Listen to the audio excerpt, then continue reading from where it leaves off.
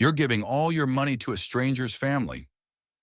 Jack said nothing. His hand trembled as he slid the check across the counter, but his eyes never wavered. The bank teller stared at the number, her mouth slightly open. That was everything he had. A sharp laugh rang out from behind. "Look at old Jack Bennett, thinks he's some kind of hero." Jack turned without a word and walked out into the fading light. When dawn broke, 11 black SUVs rolled silently up his dirt driveway. One by one, uniformed figures stepped out, heels clicking on gravel, standing tall at attention. And on the porch, Jack watched, coffee in hand, as his quiet sacrifice rippled across the world, in a way no one, not even he, could have imagined. Jack Bennett's days on his Wyoming ranch began before the sun touched the horizon. Each morning he rose quietly, pulled on his worn denim jacket, and stepped out onto the porch with a chipped coffee mug in hand. The land stretched out before him, dry, cracked, and desperate for rain. Years of drought had turned once green pastures into brittle earth, and the small herd of cattle that remained was a shadow of what the ranch had once supported. After his coffee, Jack set to work, tightening sagging fence lines, patching the barn roof with salvaged wood, and tending to a vegetable garden he coaxed from the stubborn soil. Since Margaret's passing 3 years earlier, the ranch had grown quieter. Her laughter no longer echoed from the kitchen window, and her careful touch was missing in the small details. The curtains she sewed, the flowers she planted along the porch. Jack felt her absence in every room, every corner of the land they had built a life on. As Jack worked, his mind often drifted to memories of the Gulf War, to blistering desert heat, the sharp smell of sand and oil, the nervous tension that settled deep in his bones. It was there he met Nathan Collins, a young Marine with a quick smile and steady hands. They had shared foxholes and near-misses conversations about home and promises to look out for each other. Nathan's face came back to Jack often, especially when the night stretched long and lonely. Veterans Jack knew carried a weight the world rarely saw. The war had followed him home, not in medals or ceremonies, but in sleepless nights, moments of sudden anger, and an ever-present restlessness. Civilian life offered no instructions on how to manage the emptiness that came after the uniform was folded away. Financial pressures added to the strain. Jack's modest military pension and Social Security barely covered the essentials. Every broken fence post, every cracked pipe, every unexpected vet bill for his cattle was a reminder of how thin his margins were. Yet through it all, a sense of duty anchored Jack. Not just to his land, but to the people who had worn the uniform beside him. That unspoken bond, that understanding of sacrifice, was why a stranger's family in need stirred something deep in his heart, something no drought or debt could erode. Jack's mornings always began the same way. Before the sun lifted over the Wyoming hills, he'd shuffle into the kitchen, set the old kettle on the stove, and listen to its low whistle as it heated. His fingers moved from habit spooning grounds into the coffee pot, folding open the creased local paper that had been delivered faithfully to his mailbox since the 1980s. The paper was more than news. It was his lifeline to the town, to a world that had grown quieter and more distant. With each passing year, Jack lingered over the pages, savoring the familiar rhythm of headlines, obituaries, and local notices. But that morning, a name leapt from the black and white print and hit him square in the chest. Emily Collins, widow of Staff Sergeant Nathan Collins, faces eviction after funeral costs leave family bankrupt. His breath caught and the paper trembled slightly in his hands. Nathan Collins, a name Jack hadn't spoken aloud in years, but had never once forgotten. In an instant, Jack was back in Fallujah. He could feel the sting of sand against his face, the heat radiating off the armored vehicles, the sharp adrenaline of a firefight. He saw Nathan, young and steady, pushing through chaos to drag a wounded soldier to safety. Nathan had been more than a fellow Marine. He'd been a brother in arms, a friend who had stood shoulder to shoulder with Jack when survival was measured in seconds. They had promised to look out for each other to make it home. But some promises were broken by fate. Jack had survived, Nathan hadn't. As Jack sat at his old wooden table, coffee cooling in his cup, he thought about why some names never leave you. They stay because they are tied to the moments that shape who you become, to the faces you saw when you thought you'd never see another sunrise, to the voices that steadied your hand when you wanted to give up.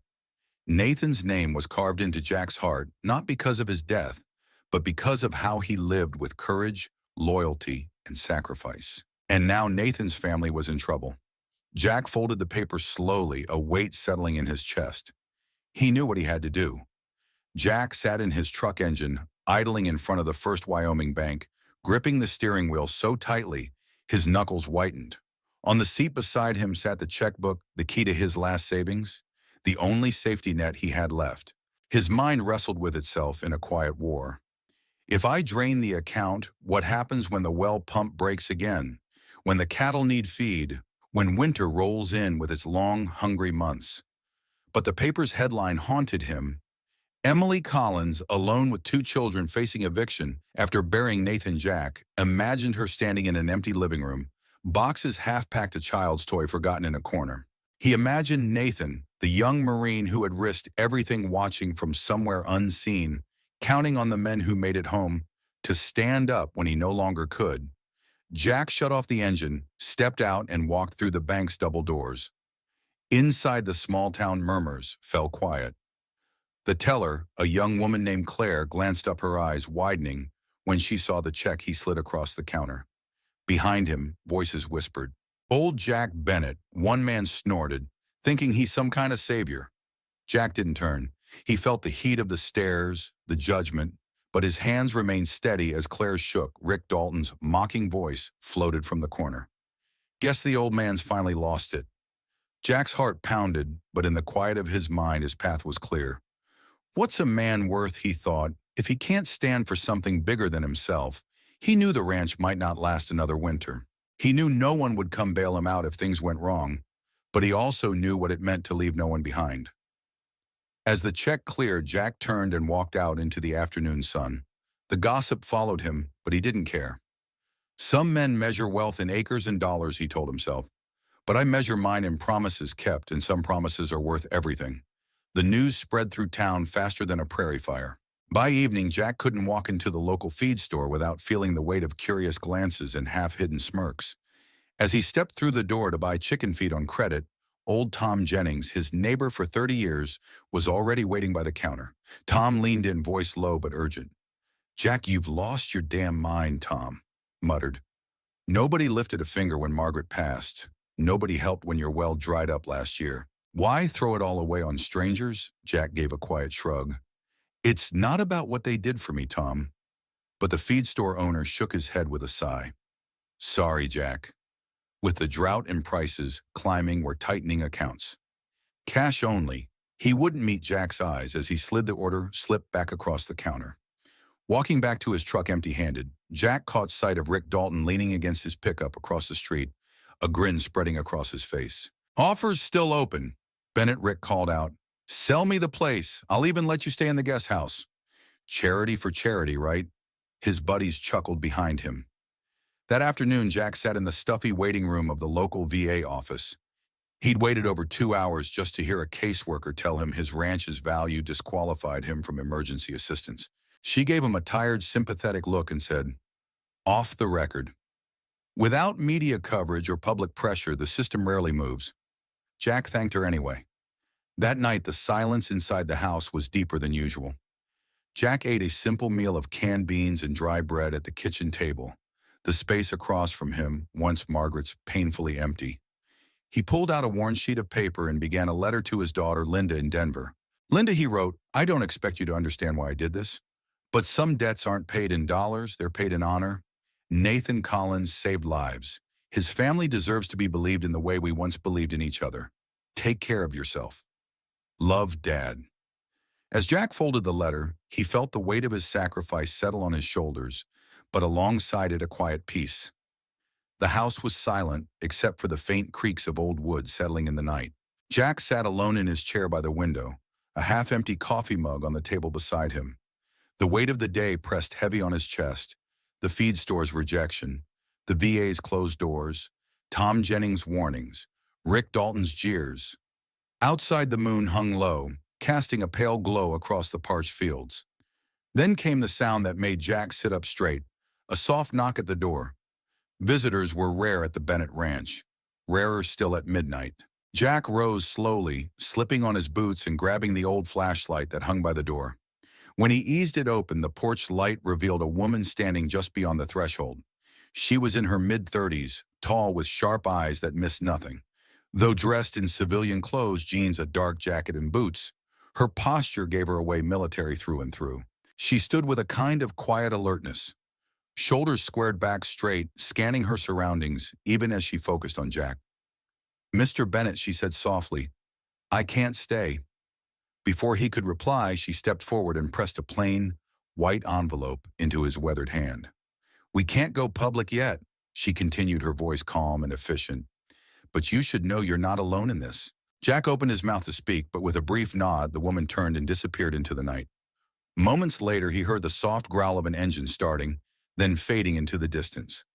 Back inside, Jack sat at the table, staring at the envelope. His heart beat fast, torn between flickers of hope and waves of doubt. Could it be real? Was this some cruel joke? Inside the envelope was a simple, unsigned note typed on unmarked paper. "What you did for Emily Collins has been noticed." Stand by. Jack ran a rough hand over his face. For years, he had believed that quiet kindness often died in the dark, unseen, unremembered. Yet here was a whisper, a ripple from his act of giving, proof that sometimes when you throw light into the world, it travels further than you'll ever know.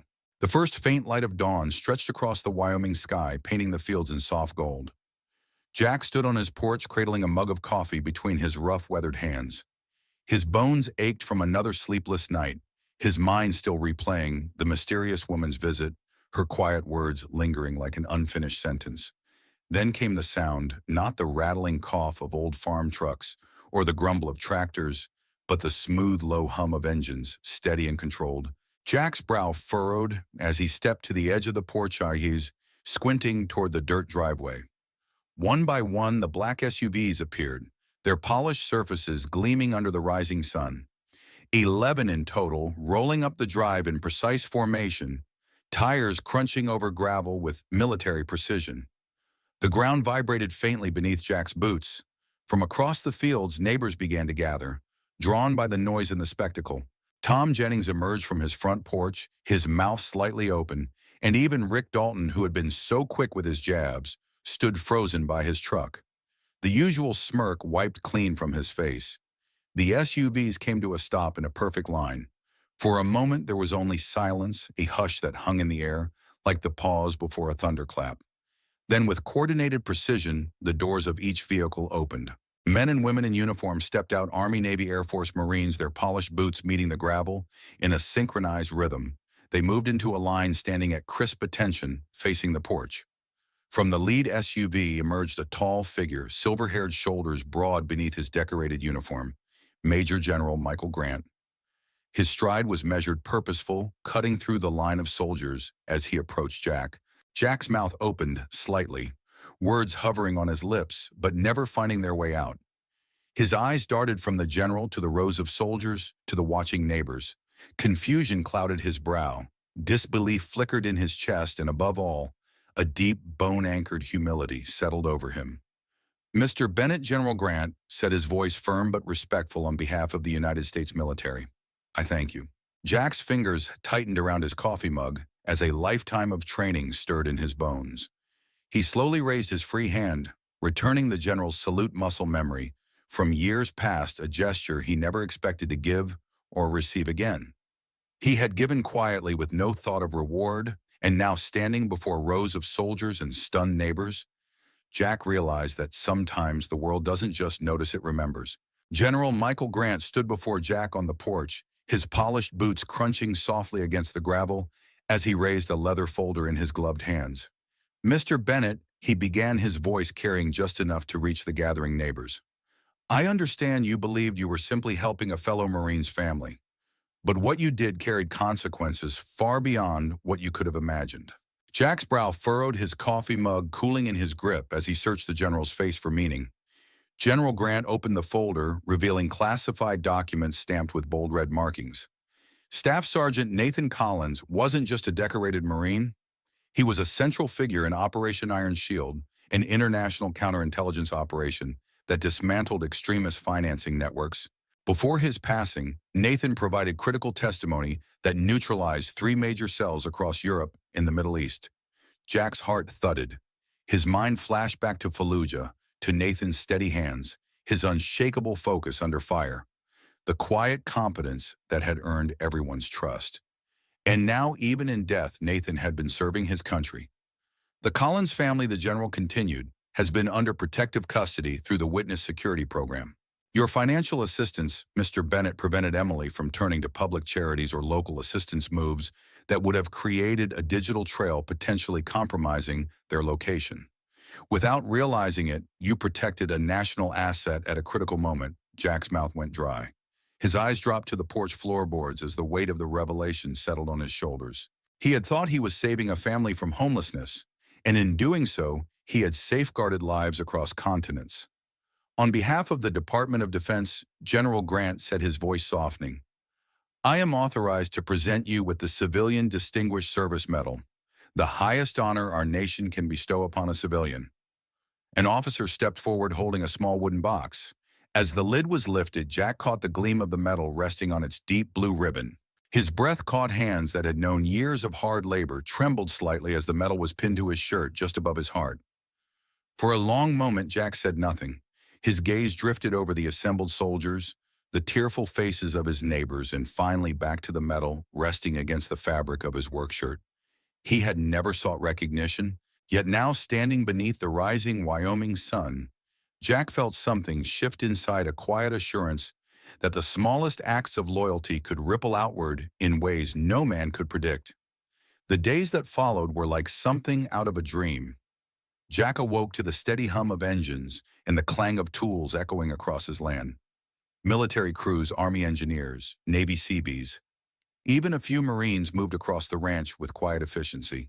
The sagging barn roof was stripped and rebuilt, each plank set carefully into place. The old water, well dry for months, was flushed and repaired by a team from the Army Corps of Engineers.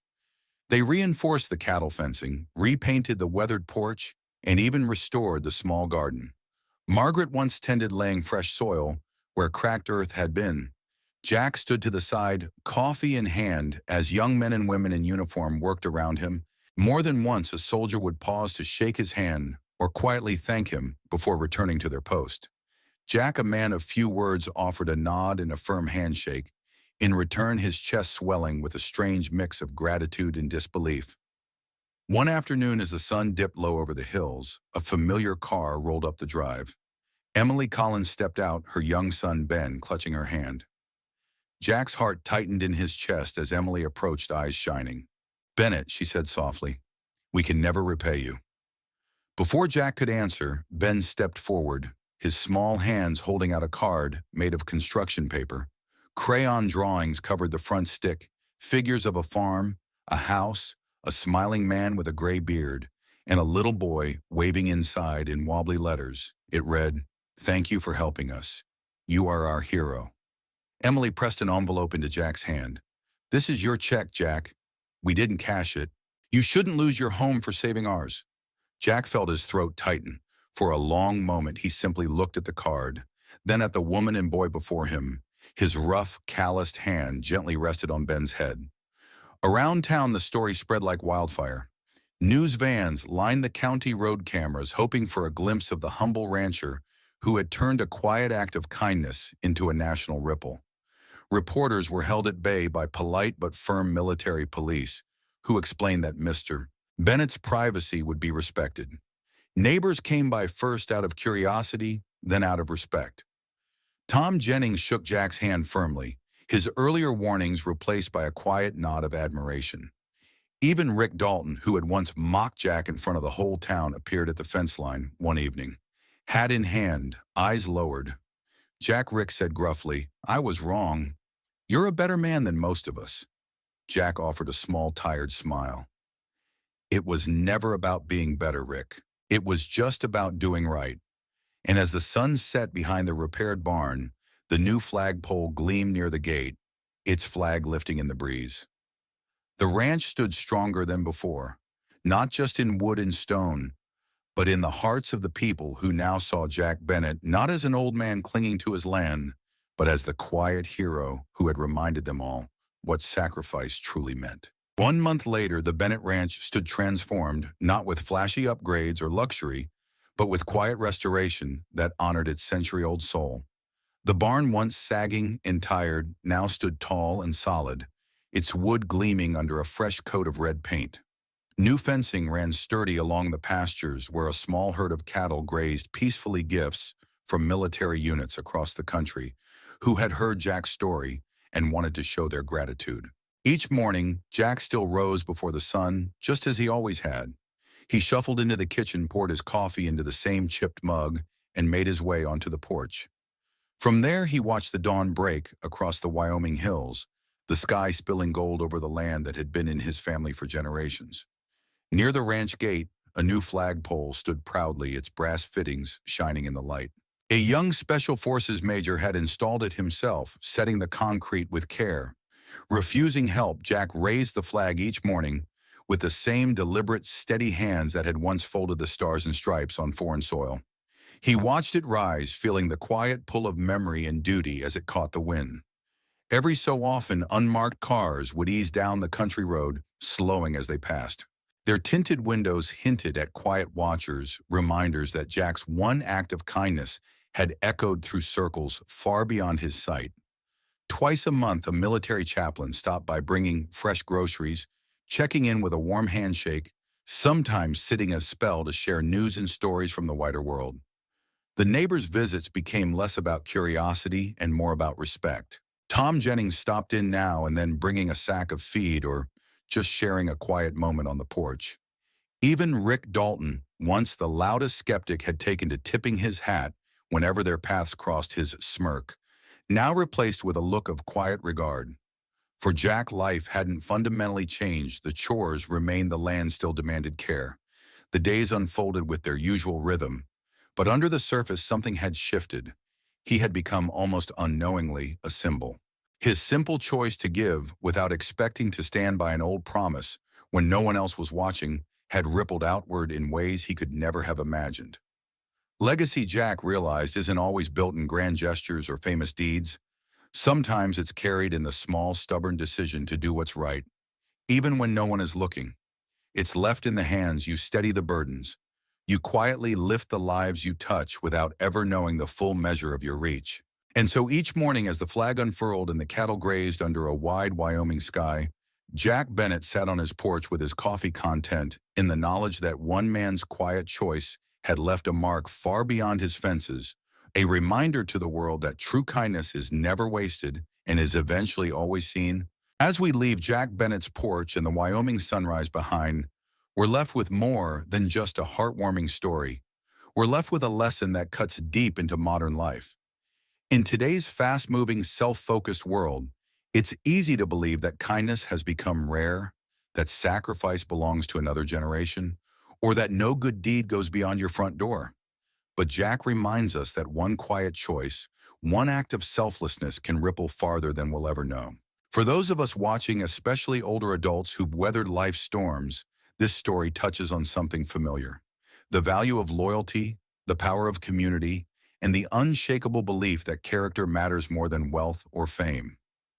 In a world chasing viral moments and instant gratification, Jack's life shows us that true legacies are built not through applause, but through quiet, consistent acts of goodness. But here's where you come in. What do you think? Have you ever helped someone when no one was watching? Do you believe small acts of kindness still have the power to change lives today? Or do you think we've lost something in today's world of social media and self-promotion? Share your thoughts in the comments below. We'd love to hear your stories, your reflections, and even your debates on what this means for our world today. Thank you for watching and for being part of this community of thoughtful listeners. If this story moved you, please give it a like, subscribe to the channel, and hit the bell so you never miss another powerful story. Together, let's keep the spirit of kindness alive, because you never know whose life you just might touch.